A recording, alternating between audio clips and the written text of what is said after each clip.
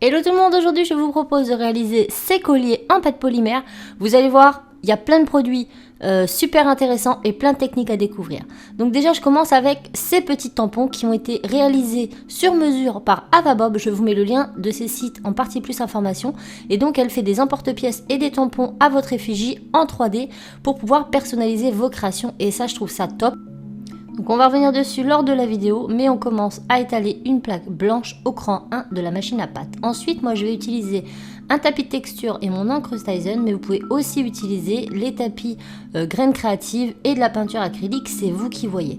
Donc là je prends ma Stazone qui est une encre à alcool, je viens la déposer sur mon petit tapis de texture et je mets ça directement sur ma plaque blanche. Ensuite je vais utiliser mes nouveaux emporte-pièces de Lucyclé qui viennent de la boutique Perle & Co. Ils sont géniaux si vous voulez créer des perles bombées, c'est l'idéal, mais vous pouvez aussi faire des pièces normales. Donc là on va venir placer notre emporte-pièce comme ceci sur la pâte.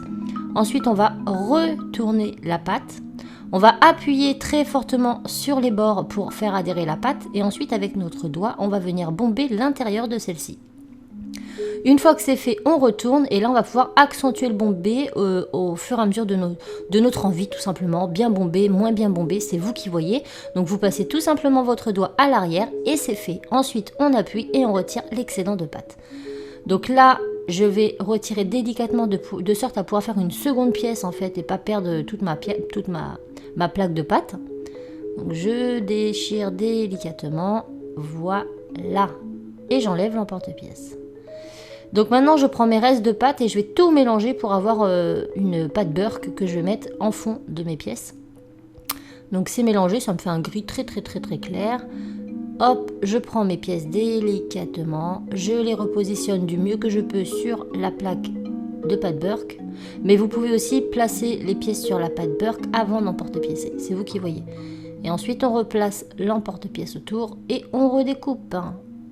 Et le tour est joué. On enlève le surplus et ma pièce est faite. Je la passe 10 minutes à 110 degrés pour une pré-cuisson. Maintenant, je vais prendre mes feutres à alcool. Et oui, donc la marque de votre choix. Il vous suffit tout simplement de colorier votre motif. Donc si vous voulez faire des dégradés par exemple, ça marche très bien sur la pâte polymère. Vous prenez une couleur claire, ici le bleu. J'en mets partout. Ensuite, je prends le foncé. Je vais en mettre sur une extrémité jusqu'à plus ou moins le milieu de ma forme. Voilà. Ensuite, je reprends le clair et je dégrade délicatement et j'étire la couleur jusqu'au bout. Et voilà, un beau dégradé. Donc on va tout coloriser et une fois que c'est fait, on va venir prendre le feutre alcool noir, donc la marque n'a aucune importance, et je vais venir refaire tous mes petits traits de mon tampon qui auraient pu soit être mal imprimés ou soit estompés avec le feutre alcool. Donc là c'est vous qui voyez, vous pouvez laisser tel quel, mais si vous voulez un côté plus noir et plus brut, vous reprenez un feutre alcool noir et vous repassez tout simplement sur les motifs. Voilà!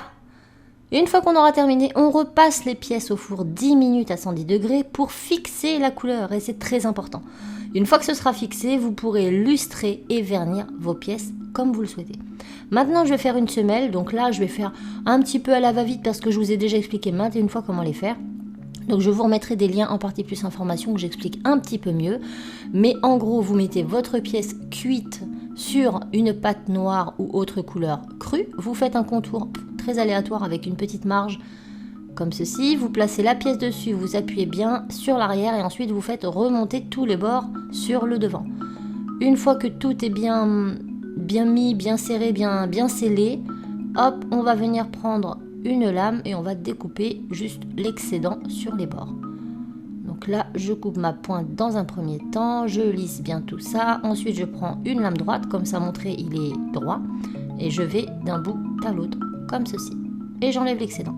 Ensuite, vous pouvez texturer l'arrière ou non. Moi, je l'ai texturé, mais vous faites comme vous voulez. Et on n'oublie pas la petite bélière. Donc, je prends un petit bout de pâte. Là, je texture. Ensuite, je prends un petit emporte-pièce. Je fais 2 petits trous de chaque côté, comme ceci. Hop, je prends ma lame. J'aiguise les bords, tchac, tchac, et il ne me reste plus qu'à poser cette petite bélière à l'arrière de mon collier et je vais mettre un petit outil arrondi pour former la forme de ma bélière. Ensuite un petit dotting tool et pop on tasse tout ça et maintenant je fais ma petite empreinte qui me prouvera que c'est un bijou by Cassimini. Donc ça c'est pas mal. Donc on la voit pas très bien ici parce que c'est texturé, mais je vous montre sur une plaque bien propre, bien lisse, l'effet que ça donne. C'est plutôt sympa. Donc là pour les initiales et là pour la grande écriture. Donc ces plaques elles sont cool. Elles sont cool et elles sont vraiment personnalisées. Donc n'hésitez pas à aller dans la barre d'informations, je vous remets tous les liens. Voilà, mes pièces elles sont prêtes, elles sont lustrées, parce que oui je les ai lustrées, du fait d'avoir cuit, la couleur va permettre de bien la fixer à la pâte et elle ne bougera pas au lustrage ni au vernissage, donc faites comme vous voulez, par contre ne pensez pas, ou bien mettez une plaque de translucide par-dessus. Voilà, maintenant on va passer au montage du collier, un montage qui m'a été très demandé, donc je l'inclus dans ce tuto. Vous allez prendre du fil mémoire, ici c'est du 1,5 en millimètres et c'est du fil mémoire pour collier. Je découpe un cercle, ensuite je prends de la bune à corde, il faut que la bune à corde ait le même diamètre de trou que la taille de votre fil mémoire. Une fois que c'est fait, on prend toutes les mesures de notre collier et on vient découper notre buna en laissant quelques centimètres de chaque extrémité.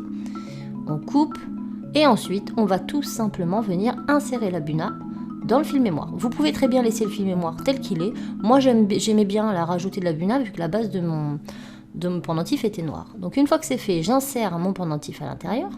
Voilà. Et maintenant on va sécuriser les extrémités avec des perles pour ne pas que ça nous griffe parce qu'il est très dur de tordre ce genre de fil. C'est de l'acier et c'est très dur. Même pour le couper, prenez de grosses pinces. Je coupe un peu l'excédent pour qu'il me reste un tout petit millimètre, enfin quelques millimètres en fait sur la base. J'y mets de la glu et j'y insère une petite perle. J'attends que ça colle bien. Je fais ça des deux côtés. Et c'est terminé. Donc c'est un collier très simple et assez sympa puisqu'il n'a pas de fermoir. Donc là je vous remonte la pièce de plus près. Et ensuite je vais vous montrer comment ouvrir et fermer votre collier. Vous allez voir que c'est un jeu d'enfant. Il vous suffit de l'écarter tout simplement. Donc hop, on écarte, on enfile autour du cou et ça prend tout de suite la forme de votre cou. Donc j'espère que ça vous aura plu. Je vous fais plein de bisous et je vous dis à très bientôt. Ciao!